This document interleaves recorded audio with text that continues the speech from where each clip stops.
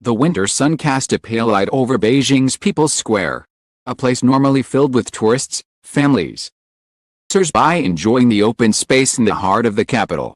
On this day, however, the square was tense, lined with onlookers and buzzing with whispers.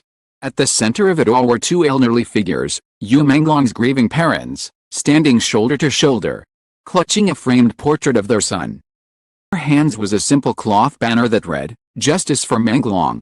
Stop the lies." The atmosphere was electric. Bystanders stopped to watch, some holding their phones aloft to record, others murmuring about the couple's courage.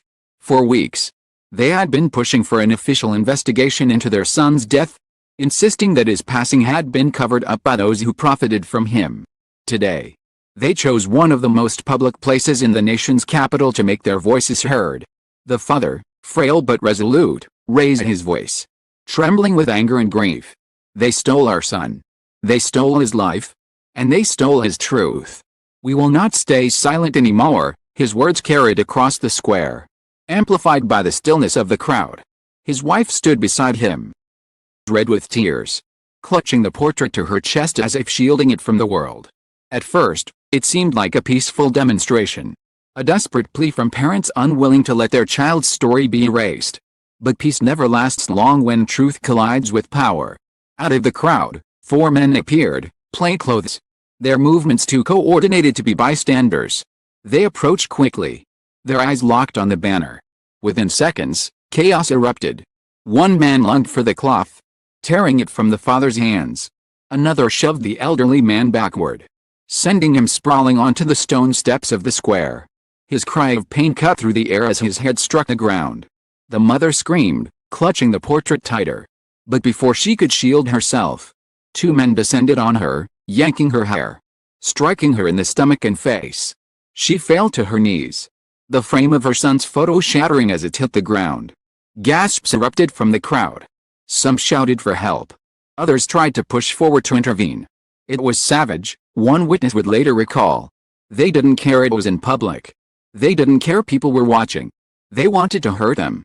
The father struggled to rise, blood streaking his temple, but was kicked down again. The mother collapsed beside him, coughing violently, her face swollen, her cries muffled by the blows. Around them, the scene was pure chaos. People screamed. Phones captured every second. And yet the attackers showed no hesitation. "Stop! Stop!" voices rang out. A young man tried to intervene, only to be shoved back by one of the assailants. Another witness shouted into his phone, "They're beating them. Right here. In the square. Call the police." But the police did not come. For nearly 5 minutes, the assault continued unabated. The attackers struck quickly and methodically, pulling away only when the parents lay motionless on the ground. Then, swiftly as they had appeared, they melted back into the crowd, leaving the square in stunned silence. The portrait of Menglong lay shattered on the stone floor, shards of glass glinting under the weak sun. His mother's hands still clutched the frame, blood dripping across the image of her son's face. A hush fell, then chaos roared again.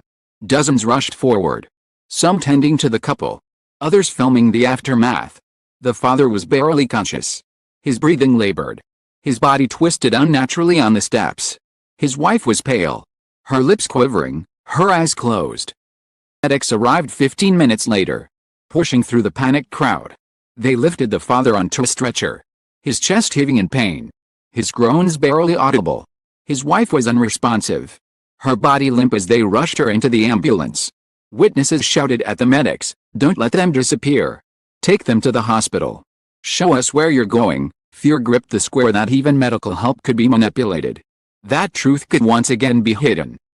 Were taken to the Beijing People's Hospital No. 1. Doctors later revealed that the father had suffered fractured ribs, a severe concussion, and internal bleeding. Mother's injuries were even more critical: broken bones, a ruptured spleen, and internal hemorrhaging that required immediate surgery. He was rushed to the ICU, placed under heavy observation. News spread like wildfire. Within hours, video of the attack flooded social media. Clips showed the elderly couple being dragged, beaten, left bloodied in one of the most public spaces in China. Hashtags surged to the top of Weibo and Twitter, "Justice for Menglong Parents." Industry cover-up, Shame Square. Fans watched in horror, disbelief, and rage. What kind of society beats grieving parents in broad daylight? One comment read. Or went viral. They silenced Menglong. They are silencing his parents. International outlets picked up the story, broadcasting the shocking footage across the globe. Anchors described the scene as a brazen act of intimidation, calling it one of the darkest chapters yet in the scandal surrounding Menglong's death. Human rights groups condemned the attack, demanding an investigation into who ordered it and why the police did not intervene. Yet amid the fury, whispers began to spread. Some claimed the attackers were linked to Menglong's former management company, the same company accused of stealing his wealth and covering up the circumstances of his death. Others suspected government complicity, pointing to the police's conspicuous absence in one of the most heavily monitored public spaces in Beijing. The truth was unclear. But one thing was certain, the attack was no random act of violence. It was a message. As night fell over the square, candles appeared. Mourners gathered in silence, holding photos of Menglong and his parents, demanding justice. The shattered portrait from the attack was placed at the center of the vigil, shards of glass glimmering in the candlelight. Shadows of the square. A witness spoke to reporters in a trembling voice. They were attacked because they spoke too much? Because they were exposing lies the industry didn't want out. This wasn't just violence. It was a warning. The warning reverberated across the nation. Parents of Menglong had become victims twice over, first losing their son to an industry shrouded in secrecy, and now paying the price for daring to seek the truth. Beijing People's Hospital No. 1. The sterile white walls of the intensive care unit pulsed with urgency. Machines beeped in rhythmic desperation as Menglong's mother lay motionless, a ventilator keeping her alive.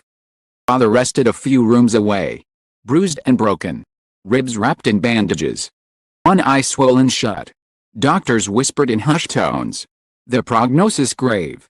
The couple who had dared to demand justice for their son now clung to life themselves, victims of an attack that had shocked not only a nation but the world. Outside the hospital, hundreds gathered with candles and banners. Justice for Menglong. Protect his parents, they chanted, their voices echoing into the night. Many carried flowers. Some wore t-shirts with Menglong's face printed on the front. Live streams broadcast a vigil to millions, transforming the hospital's gates into the new epicenter of outrage. The square where the attack had occurred was still stained with blood, but here, hope flickered like candlelight. For years, the parents had spoken softly, choosing silence over confrontation. But in the months after their son's death, grief became fuel for defiance.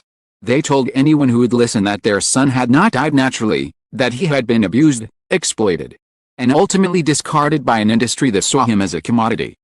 They described contracts signed under duress, money siphoned through shell corporations, and the suffocating silence enforced by powerful men in suits. Days before the attack, the father had spoken to a small group of reporters. His voice shook as he revealed that Menglong had confided in him about threats, messages warning him to keep quiet or lose everything. They treated him like property, the father said. When he tried to speak, they destroyed him. That testimony now resurfaced, replayed endlessly on social media as proof that the attack was no random street brawl, it was punishment. Inside the ICU, a heartbreaking scene unfolded. The father, weak but conscious, scribbled words onto a piece of paper handed to him by a nurse. And trembled, the ink blotting. The note read, "Do not let them erase him again." Nurses wept reading it, their hands tightening around the paper as though holding onto a fragment of his strength. Meanwhile, videos of the attack continued to circulate, dissected frame by frame. Spotted one of the assailants holding a phone to his ear during the beating, nodding to an unheard voice.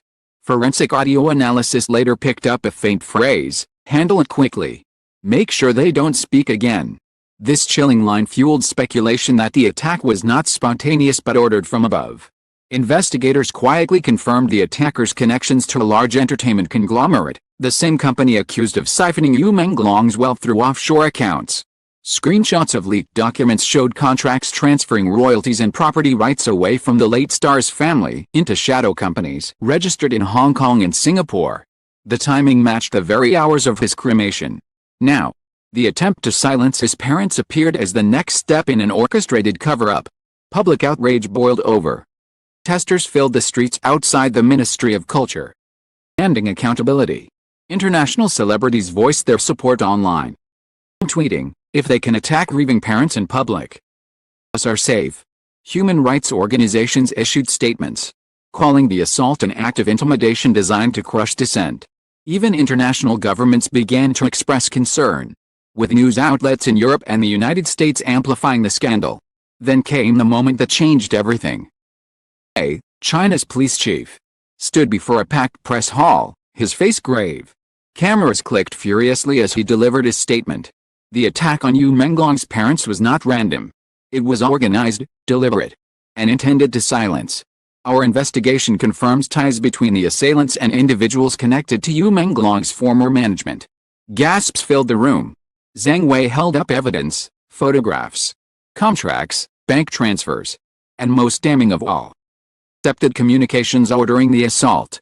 "This is not merely a crime of violence," he said, his voice ringing with authority. "It is part of a larger conspiracy to bury the truth of Yu Menglong's death, to protect profits and power at the expense of justice." Then added words that struck deep into the hearts of listeners. "They murdered him once when they took his life, tried to murder him again when they burned his truth. And now, they have nearly killed his parents for daring to speak. Will not allow the flames of corruption to consume justice. Not this time." Reporters shouted questions. Zhang Wei pressed forward, revealing that several arrests had already been made. Among those detained were members of the conglomerate's security wing and a local official accused of granting protection to the attackers. More arrests, he promised, would follow. The hospital, the father wept when he heard Zhang Wei's words. He clutched his nurse's hand and whispered, hoarse but defiant, tell them we will not stop." Wife remained unconscious, fighting her own battle against the injuries inflicted. But her presence was felt in every chant outside the hospital walls. That night, Beijing's skyline glowed with candlelight. Vigils spread across the nation. In Shanghai, Guangzhou, Chengdu, and even abroad, people held placards reading "He was not a commodity and truth cannot be beaten down." The hashtags "Justice for Menglong Parents" and "Truth Cannot Be Silenced" surged to the top of global trends. The assault meant to silence had instead unleashed a storm. Far from erasing Yu Menglong's memory, it had solidified him as a symbol, a reminder of the exploitation and corruption lurking in the shadows of fame. His parents' blood had become ink, a new chapter in a story that refused to fade. And in the silence of the ICU, amid the steady hum of machines, the fight for truth carried on. It was written in the trembling notes of a broken father, in the tears of a nation, the thunder of voices demanding justice. Even in shattered bodies, the will to resist burned brighter than the fear. The world had witnessed too much. The truth would not be buried. Not in ashes, not in blood.